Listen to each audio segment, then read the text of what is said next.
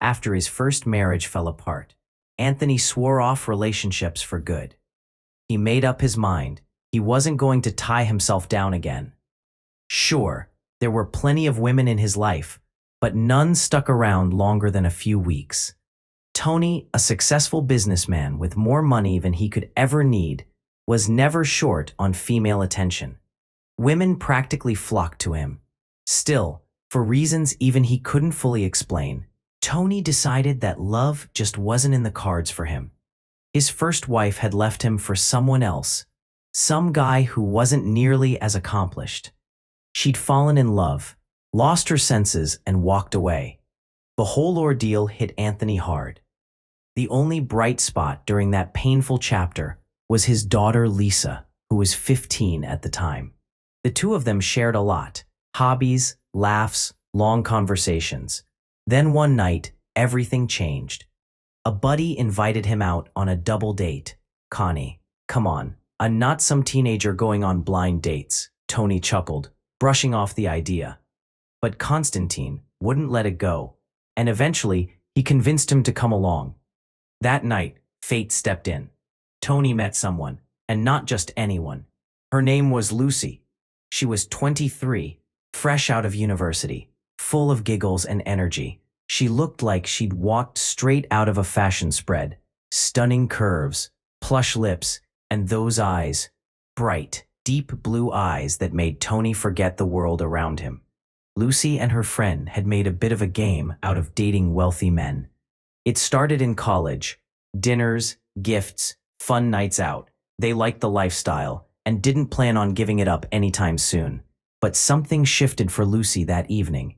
Meeting Anthony was the beginning of something different. Before he knew it, Tony was smitten, completely and hopelessly.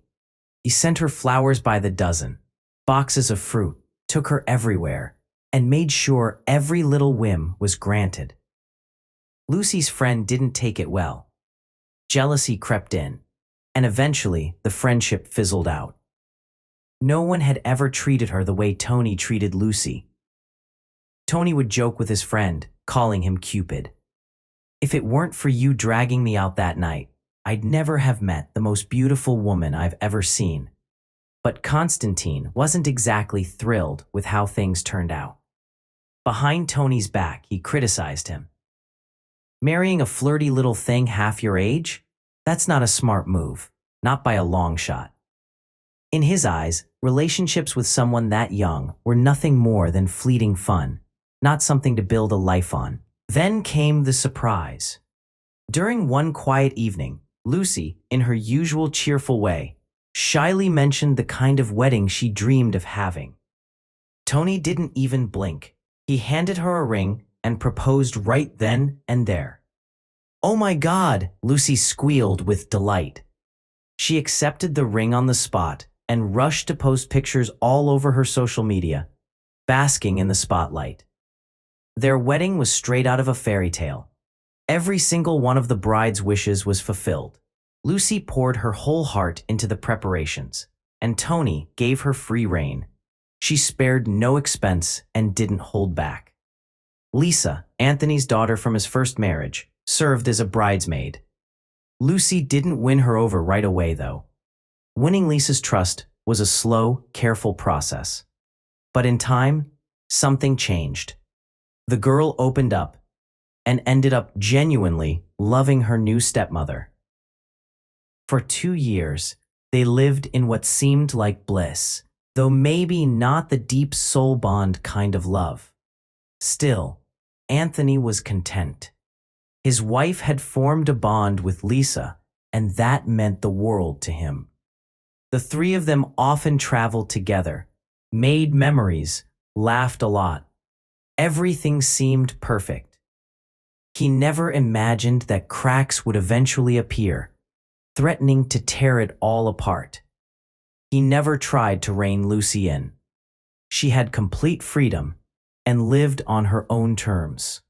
Tony liked that she wasn't just lounging around at home or spending her days holed up in salons. She had her own passions and plenty of things to keep her busy. Anthony never missed a chance to boast about his amazing wife. He'd talk her up to anyone who'd listen. But his buddies, they weren't impressed. They'd give him that look. You know, the one where someone taps their temple like you've lost your mind. You're way too soft on her, man.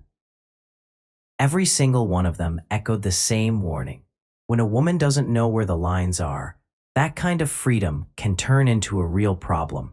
But Anthony, he waved it off. He trusted Lucy completely, maybe a little too much, and as it turned out, that trust would come back to bite him.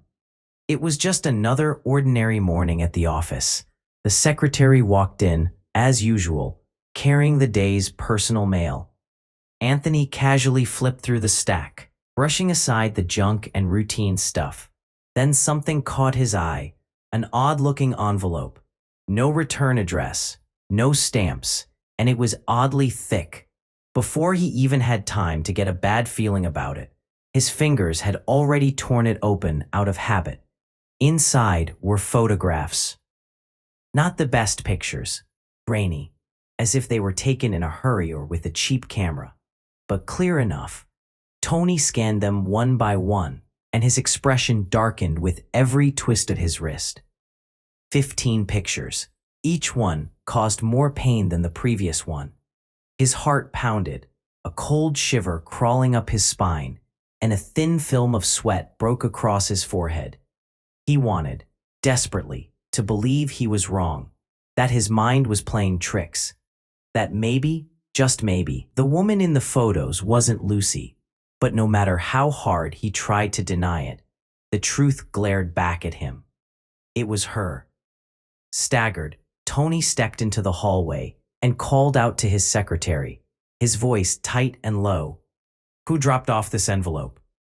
The young woman, clearly rattled, shook her head quickly. "I pick up the letters from security every morning. I swear, I don't know who it came from." Still shaken, Anthony went straight to the guard station.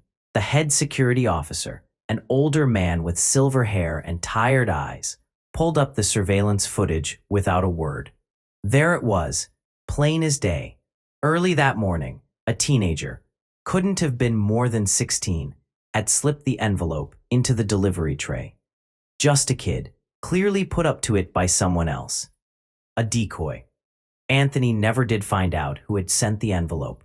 All afternoon, he sat in his office, staring at the photos until his eyes ached. He couldn't focus, couldn't even pretend to work. His mind was consumed by thoughts of Lucy. In every photo, she appeared alongside a man Anthony didn't recognize. The image quality was too poor to determine the guy's age or identity. But the nature of what they were doing together, intimate, unmistakable, was crystal clear. Tony kept turning over the same question in his mind. Who would send something like this? Who had gone out of their way to blow up his marriage with undeniable proof? One thing was certain, Lucy couldn't talk her way out of this. The photos told the story. There would be no more lies, no more excuses. The betrayal was documented. He didn't go home after work that day. Didn't even take his car. Instead, he flagged down a taxi and went straight to the nearest bar, where he drank until his thoughts dissolved into a fog of anger and heartbreak. Somewhere between glasses, he pulled out his phone and dialed Constantine. They hadn't spoken much since the wedding. Their friendship had cooled, but none of that mattered now. Tony needed someone. To his credit, Constantine didn't hesitate. He dropped everything and came. It wasn't until the following morning that Anthony finally managed to talk to Lucy. His body felt like a wreck. Head pounding, stomach churning, the heaviness of betrayal anchoring him to the bed. Downstairs, he could hear her moving about in the kitchen, humming faintly, as if nothing had happened, as if their life wasn't on fire.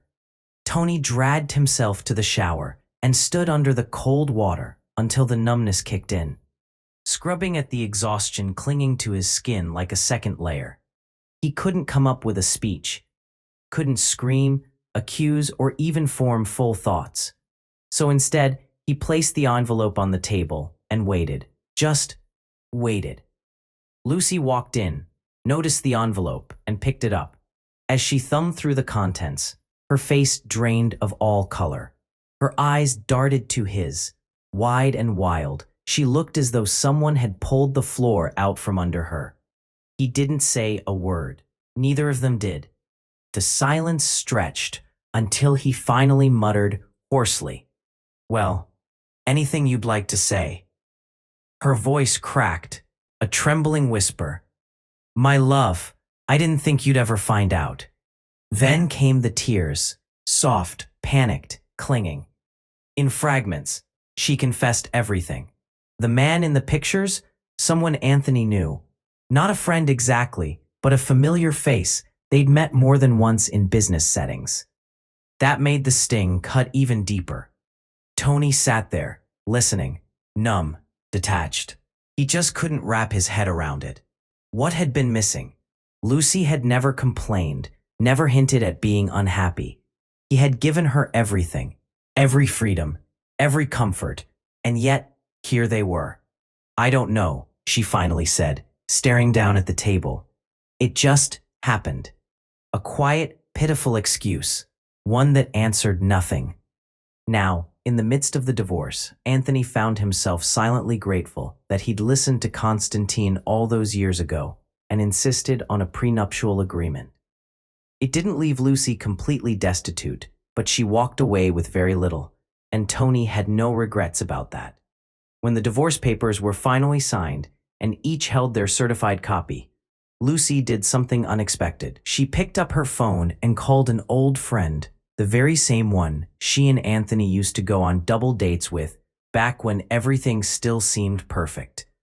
Her voice, at first, was syrupy sweet, polite, almost nostalgic. But then it turned sharp, laced with venom. "Ha! Serves you right," her friend snapped suddenly, voice rising with satisfaction. "Did you really think you could play both sides, sit on two chairs? You thought you were untouchable, didn't you?" The words cut deep. Lucy felt her stomach twist. She hadn't expected this. The laughter, the cold triumph, it all felt like a slap in the face. As the conversation unfolded, the truth emerged. It was her old friend, who had uncovered the affair. The moment she found out Lucy was cheating on Anthony, she'd quietly taken matters into her own hands. She paid a teenage boy to tail Lucy, snap the incriminating photos, and then deliver them to Anthony without revealing her identity. Lucy was stunned. She'd known this woman for years, trusted her, confided in her. Never, not once, had she suspected there was resentment simmering under the surface. And yet, her friend had acted with cool precision, orchestrating her downfall without hesitation. As for the man from the photos, he never stuck around. He had a family of his own, and Lucy was never more than a diversion, an affair of convenience. He vanished long before the ink had dried on her divorce papers. It took Lucy 7 years to remarry, but her new marriage brought her no joy. She found herself haunted by what she had lost, by the comfort, the trust, the quiet love that Anthony had given her without question. Regret settled in like a permanent ache, but it was too late. What she had broken couldn't be put back together.